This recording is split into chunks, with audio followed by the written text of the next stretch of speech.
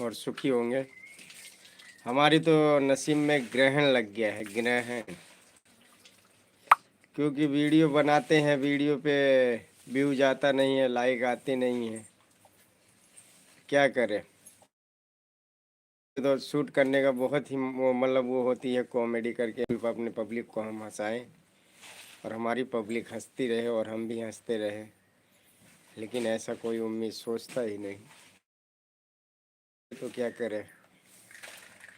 और उम्मीद तो यही रहती है कि आप लोग हंसते रहें तो हम भी हंसते रहेंगे। लेकिन अब क्या बताएं,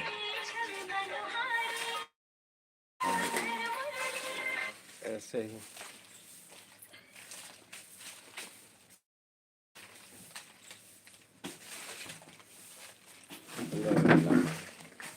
हाय दोस्तों, कैसे हैं आप सब। हेलो दोस्तों, आप सब कैसे हैं। उम्मीद करती हूँ आप सब अच्छे होंगे।